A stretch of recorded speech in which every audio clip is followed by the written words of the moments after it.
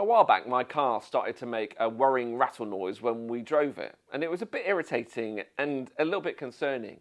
And my wife Louise commented on it when we were out on a journey, and I said, I know how to fix it, so I turned up the radio to drown out the noise. Problem solved.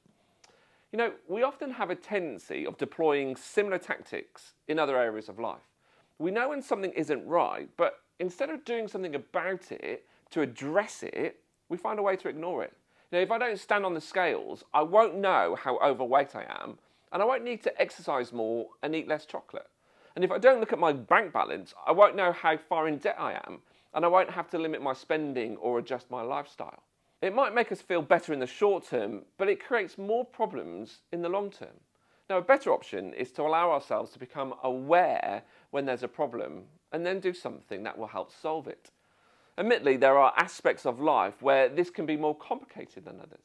I eventually took the car to a garage to ask a mechanic to take a look at what the rattle was, and they diagnosed the fault and fixed it.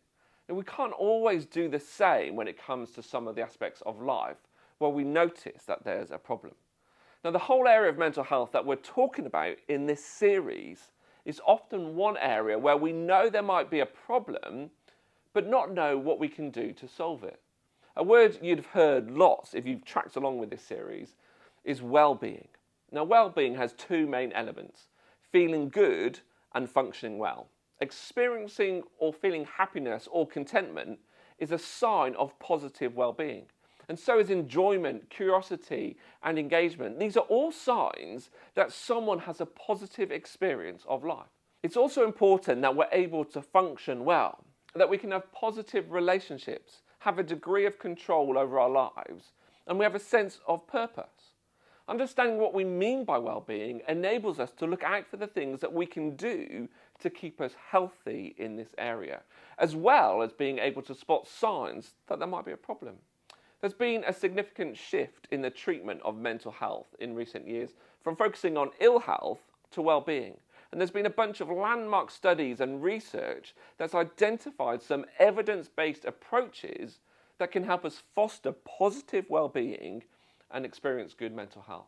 So we're going to take a quick look at the 5 ways to well-being that emerged from a report developed by the New Economics Foundation in 2008. Now, both Mind and the NHS make use of these tools. They recommend them as a resource to help us all grow in our well-being.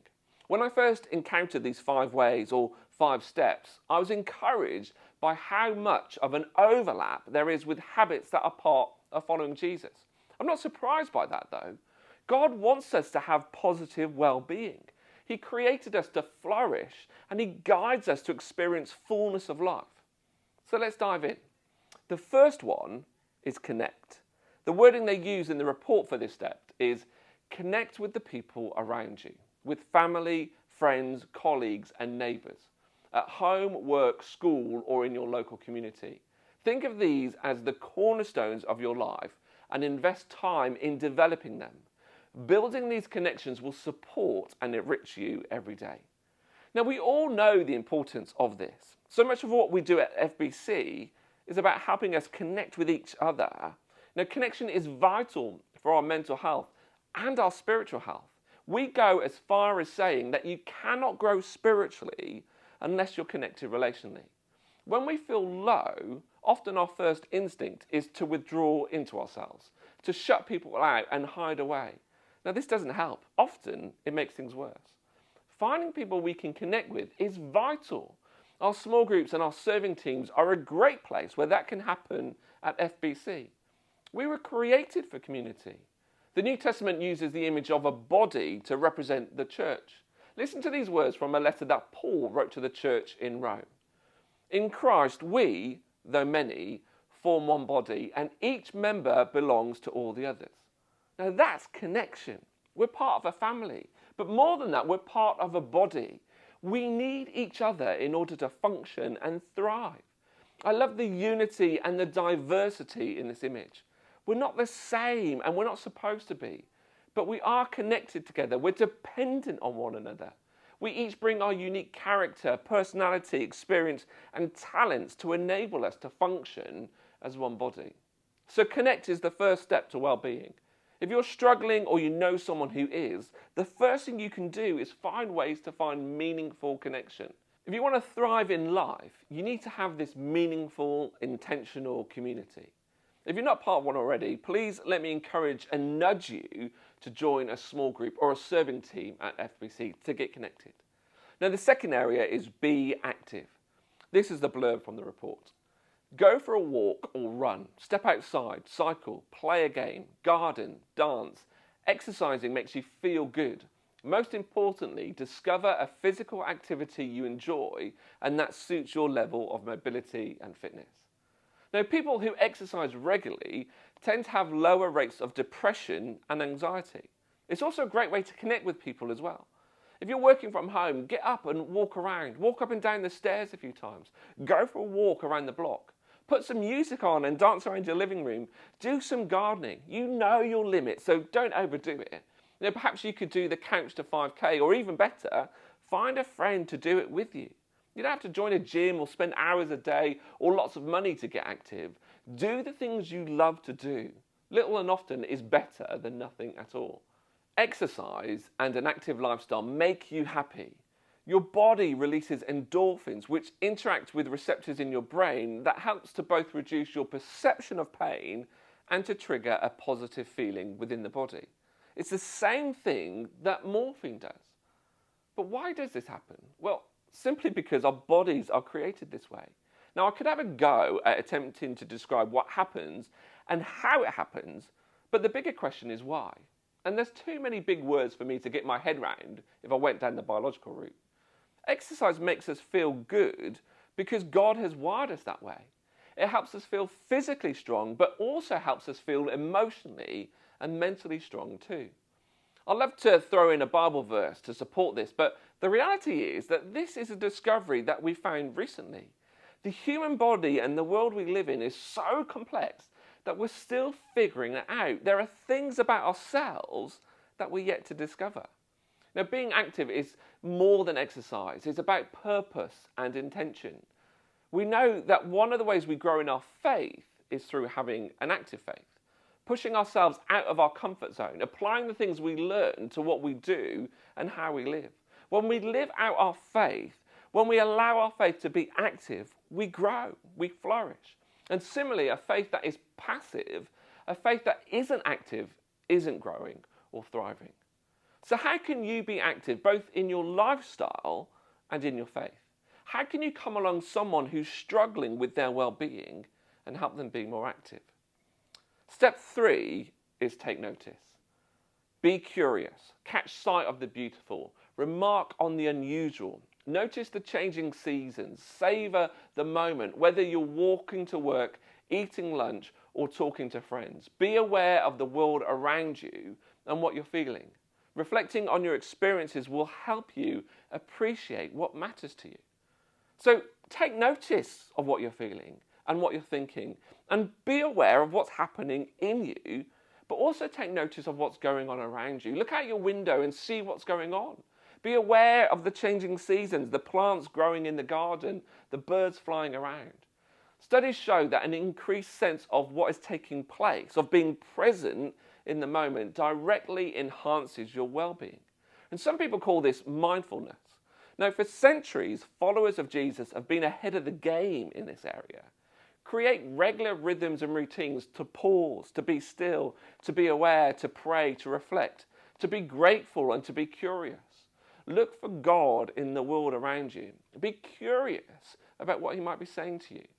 We call this habit private disciplines. It's things we can do on our own to help us lean into God. Prayer, reading the Bible, giving, fasting, all fall into this category. Private disciplines help us to look up, to experience and encounter God afresh each day. Now, taking notice is a practice that is rooted in who God is and what he does. The first book we come across in the Bible is called Genesis, and it means the beginning. We read the creation story in the first chapter.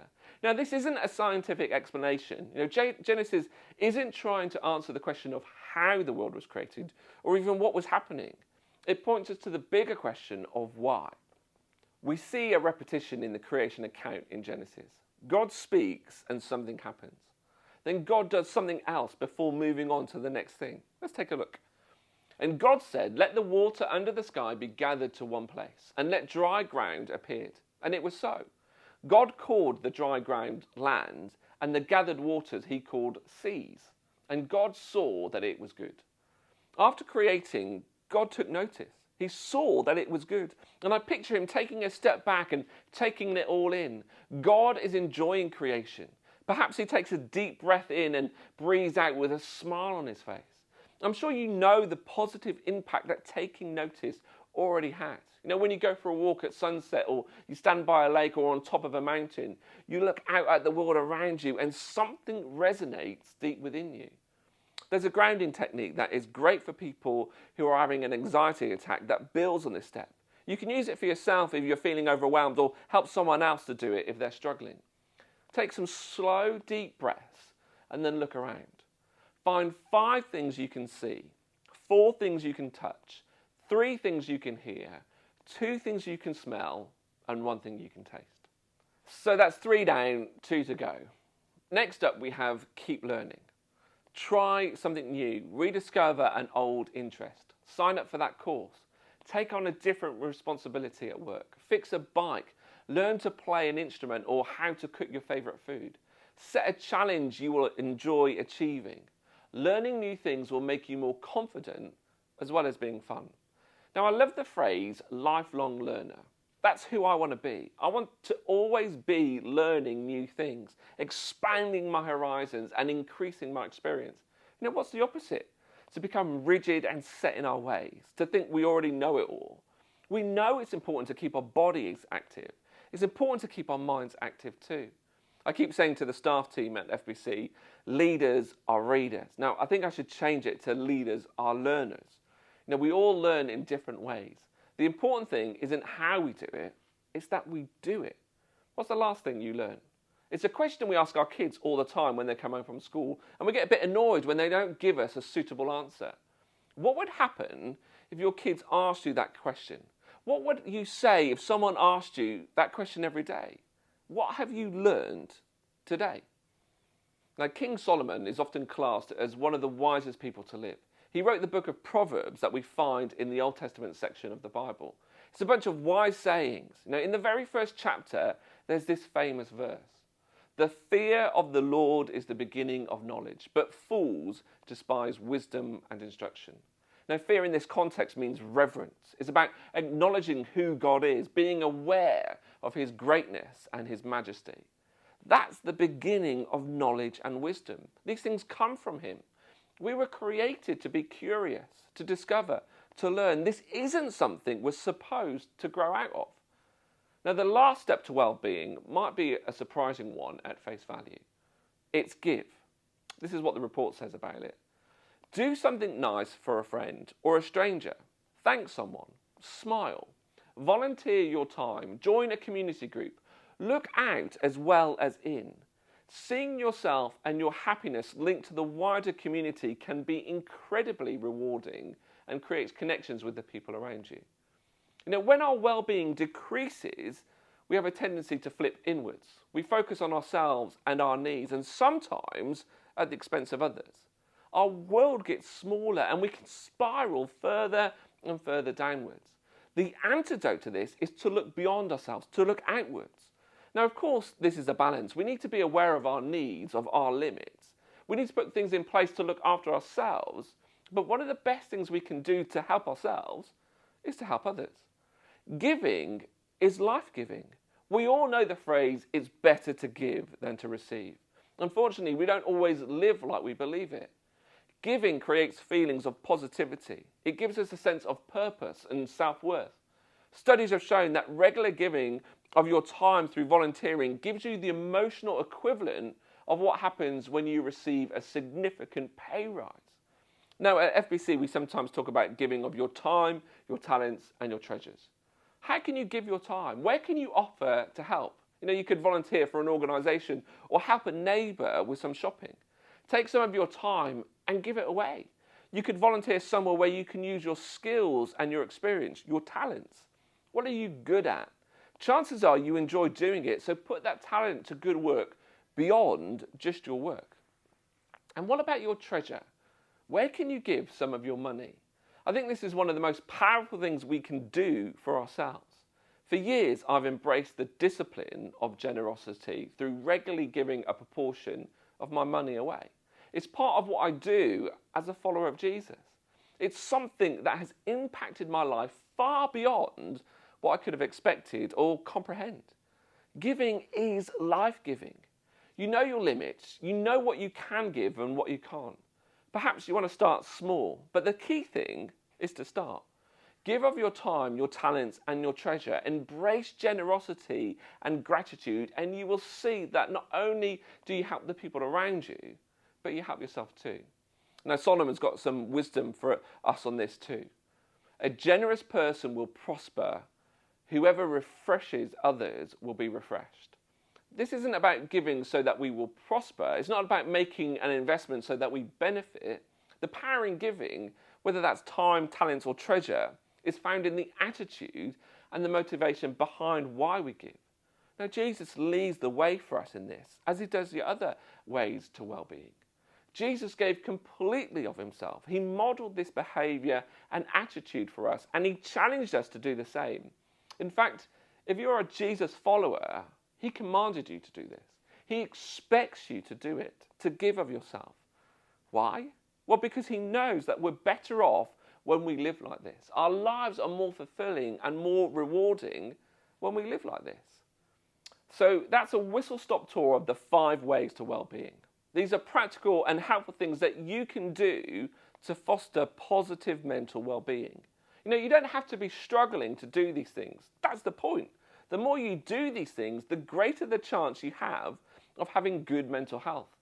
But if you are struggling or you know someone who is, these 5 steps are a great place to start to try to help you feel better.